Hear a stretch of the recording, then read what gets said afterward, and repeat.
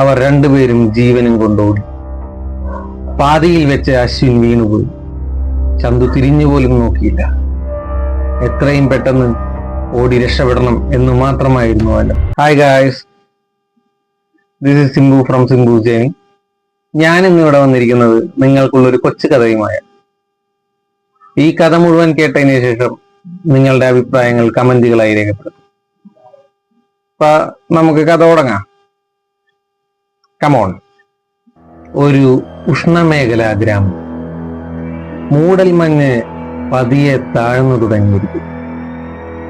നിഴലുകൾ പടർന്ന ആ രാത്രിയിലായിരുന്നു അശ്വിൻ തന്റെ കൂട്ടുകാരൻ ചന്തുവിനോടൊപ്പം ചെറുതായി മദ്യപിച്ച് വീട്ടിലേക്ക് മടങ്ങി.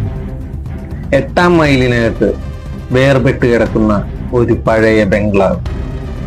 പണ്ട് ബ്രിട്ടീഷുകാരുടെ ഉടമസ്ഥതയിലുള്ളപ്പോൾ പണിത ആ മാളിക ഇന്ന് പകുതിയിലധികവും തകർന്ന നിലയിലാണ് കാണുന്നത്.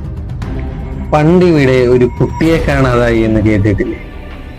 തെല്ല് ഭയത്തോടുകൂടി അശ്വിൻ ചന്തുവിനോട് ചോദിച്ചു. ഞാൻ കേട്ടിട്ടുണ്ട്, പക്ഷെ നീ ശ്രദ്ധിച്ചിട്ടില്ലേ? ഇതുപോലുള്ള പഴയ ബംഗ്ലാവുകളിലെല്ലാം ഇതുപോലെ ഒരു പേടിപ്പിക്കുന്ന കഥ ക്ലീഷയാണ്.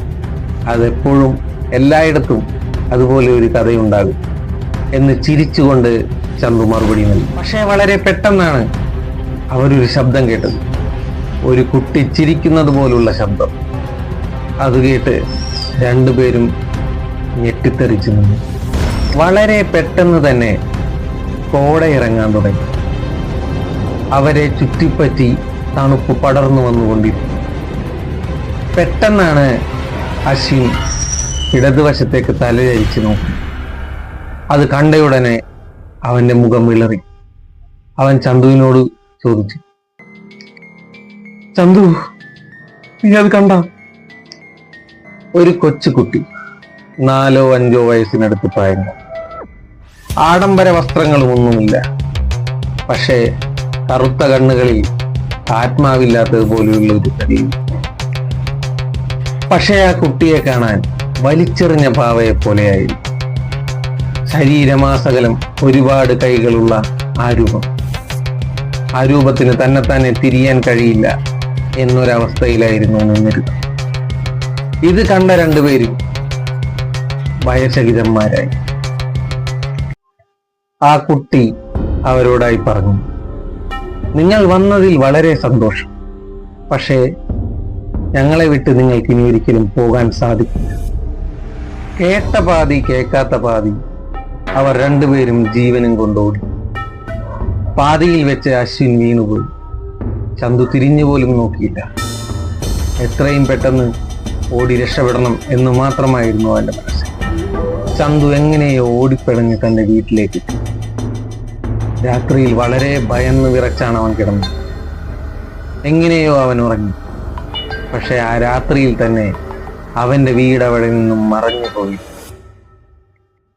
ഉറക്കത്തിലെപ്പോഴോ അവൻ കണ്ണു തുറന്നു.